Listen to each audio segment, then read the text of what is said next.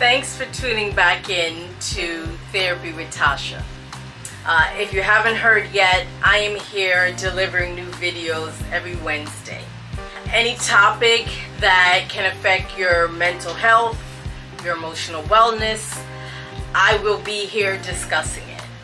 So if this speaks to an interest, an emerging interest, or you know someone who could benefit from this information, I want you to go ahead and subscribe, share the video, and again, put that thumbs up if this video resonates with you. So the other day, a client said to me she had been questioning if she should continue to follow her intuition. She noted how she had relied on it in a similar situation and it had failed her. Her curiosity about her own intuition really resonated with me, and I immediately thought, how can someone increase their attunement or their reliance on their intuition? So if you've thought about how to develop or sharpen your intuition, I want you to keep listening. So let's start by looking at what is intuition anyway. Intuition is a deep, internal, it's a visceral feeling. It can be hard to describe because it's abstract, it's intangible, meaning you can't really feel it, you can't put your hands on it, and it's a feeling or sense of like a vibe, people will sometimes call it. And I am almost certain that there are distinct times in all of our lives that you can kind of look back and you can recall how intuition was at work. Let's say you've ever had the feeling that you're driving, right, and you have your destination all mapped out. But somehow or another, as you're getting maybe up to a particular turn, you say to yourself, this isn't a good direction to go, and you pivot. Or you're walking in a certain direction, right, and that direction is maybe a direction you've always walked. And all of a sudden you say to yourself, I'm not going to walk this way today. Or you're thinking about doing something, right? And previously, up until the moment, you knew what you were going to do. But in that moment, it feels like, maybe I shouldn't do this right now. So intuition is at play. And it's instinctively knowing when just sensing something is wrong. Sometimes it feels even right. You may even have a sense of fear or feeling of doom about that potential pivot from your initial plan or decision or choice you intended to make. Some people say when they experience intuition, it's like a gut feeling. And when we think about intuition being referenced as a gut feeling, it makes sense.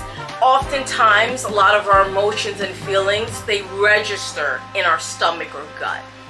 Whether that's excitement, anxiety, pain, it often registers in our stomach.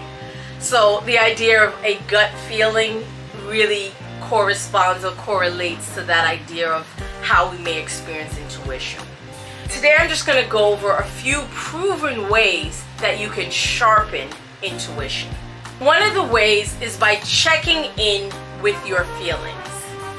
I say when the intuition hears on your body stand up, take a moment to note how you're feeling it.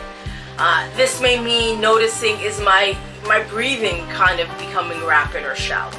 Is my heart rate going up? The acceleration in either of those feelings, the breath or heart rate, that happens in the presence of a particular situation is your intuition speaking to you.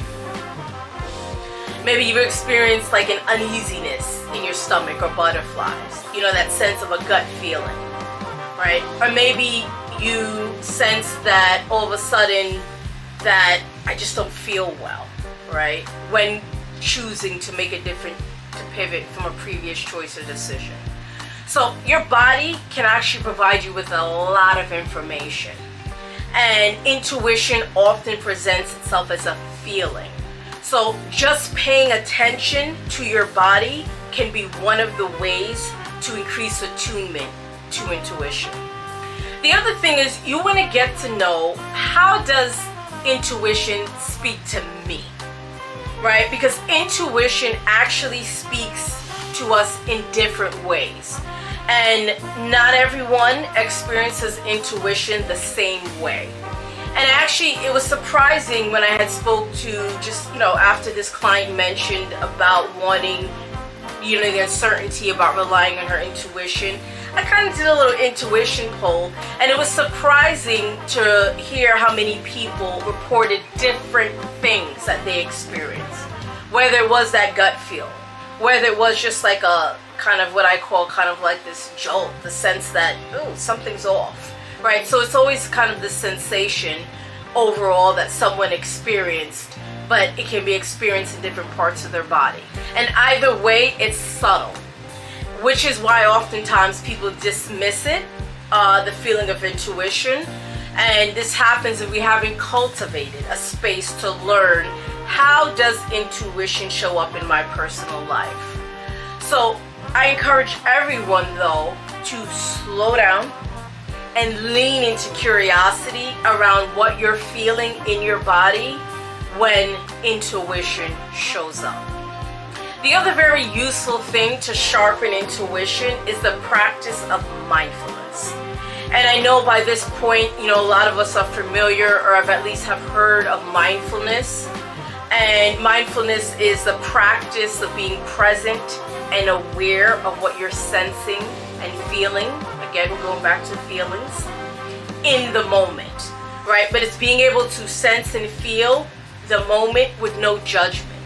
Oftentimes you might get a feeling or sensation in your body, and you're judging whether should I be feeling this now? Why am I feeling this now? Instead of just experiencing the feeling.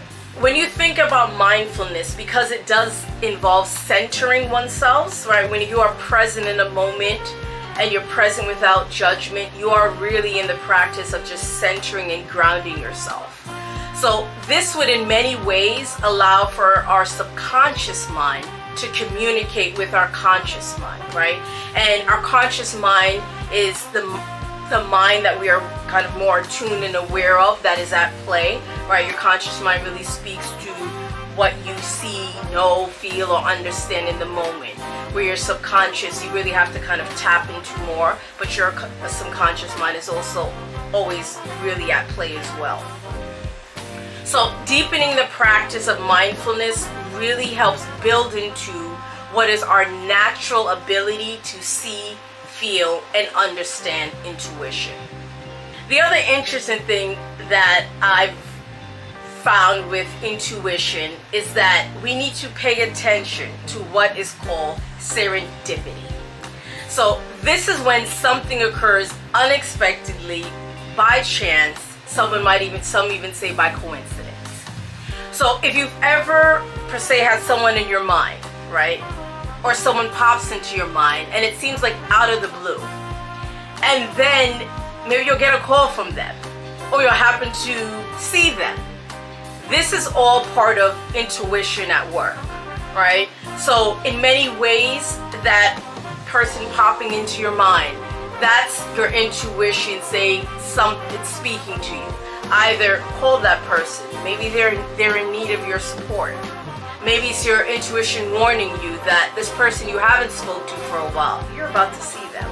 So intuition can show up in places of serendipity. Lastly, if you're a believer like myself, and that's a believer in a higher power, I believe that intuition is representative of that guidance or forewarning from a higher power. So while this conversation of intuition may sound kind of woo-woo to some of you, I think it's important really to recognize that we all experience intuition, and it's actually an incredibly valuable tool because it really holds a lot of direction, information, and guidance. It's going to hold a different meaning for all of us, but the takeaway here is that we all have the capacity to tap into it. There's just going to be a need to trust what we feel. So I want to thank you again for listening and tuning in. Again, if the video resonated, go ahead and put that thumbs up and please share this information. And I'll see you next week for Therapy with Tasha.